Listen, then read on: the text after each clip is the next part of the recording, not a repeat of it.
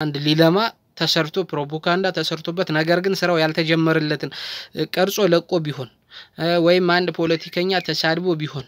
አንጊዜ ይያዝ ነበር እስካሁን ተይዞ እስር ቤት እንትን ብሎ ፍርድ ቤት ቀርቦ የሆነ ቀጠሮ ተሰጥቶበት ነበር ማለት ነው እስካሁን ነገር ግን ይህን ሳምንት ሙሉ ምንም አልተያዘም ምንም አልተባለም ስለ ልጁ ምንም አልተደየምላችሁ ነገር ምንድነው ምን ብሏል መሰላችሁ ላይቭ ቲክቶክ ላይ እኔ ይሄንን ያልሁት ብዙ ሾዎች ሲያስተምሩ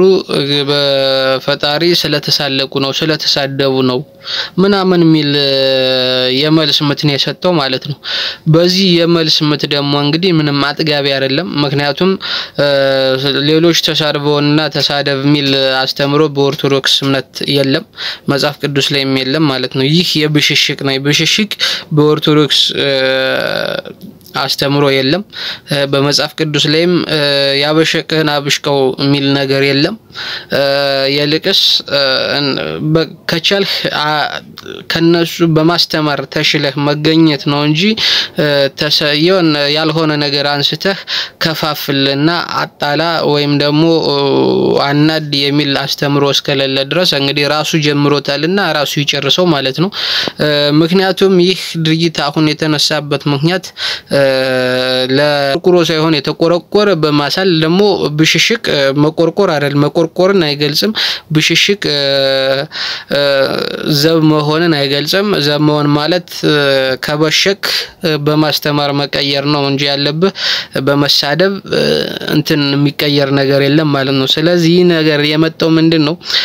ጅማ ላይ ተሰብስበው የወሰኑትን የሃይማኖት ግጭት አሁን ባሪፍ ሁኔታ እየሄደ ነው ይህን አጠናክረን መቀጠል አለብን ብለው በወሰኑት መሰረት ልጁን አዘጋጅተው ጥበቃ አድርገው ከለላ እየሰጡ እንዲናገር እስካደረጉት ድረስ እሱ ደግሞ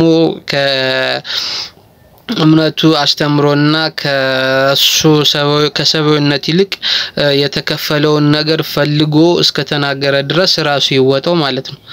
ራሱ ይወጣው እንግዲህ የትኛው መጽሐፍ ቅዱስ ላይ የትኛው ቦታ ላይ አጸፋ መልስ ሚል የለም ሊናገሩ ይችላሉ እነሱን ከቻልክ ማስተማር ነው ከቻልክ ደግሞ እንዲያቆሙ መናገር ነው ከቻልክ ደግሞ ለምን ብሎ በአግባቡ መሰረት መጠየቅ ነው እንጂ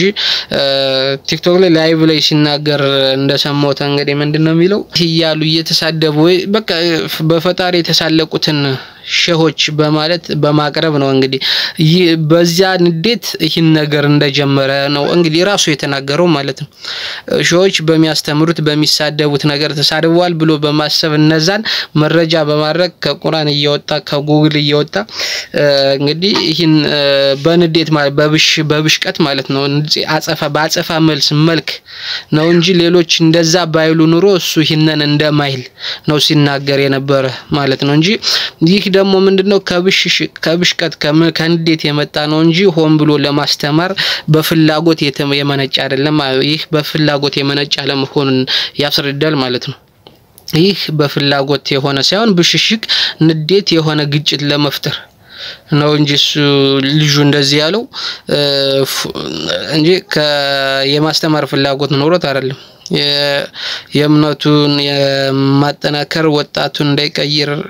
የማድረግ ፍላጎት ኖሮት አይደለም ይሄን ነገር ይሄ ደግሞ ማስተማር አይደለም አጸፋ መመለስና ብሽሽቅ ማስተማር አይደለም የሆነ ወደ ግጭት መምራት ነው ስለዚህ ደግሞ ራሱ ተከፍሎት እስካደረገው ድረስ ራሱ ይወጣው ነው እንግዲህ ምንም እርምጃ ይወሰድበት ምንም ማለት የለብንም እኛ ማለት ነው ስለዚህ ይህ ችግር ራሱ ጀምሮታልና ብቻ ወደ አማራ ክልል እንዳይዛመትና በተለይ በፋኖ ውስጥ እንዳይገባ የመከላከል ስራ እኛ አለብን ይህ ችግር ራሱ በመንግስት ተልኮ ተቀብሎ እስከሆነ ድረስ የጀመረው መንግስት ለሆነ ጥበቃ የሚያደርግለት እስካሁን አልተያዘም እኮ አይደል እንግዲህ አንድ ፖለቲከኛ ተሳድቦ ቢሆን አንድ የሆነ ሊለማ ተሰርቶ ያለማበትን ቦታ ቀርጾ ለቆ ቢሆን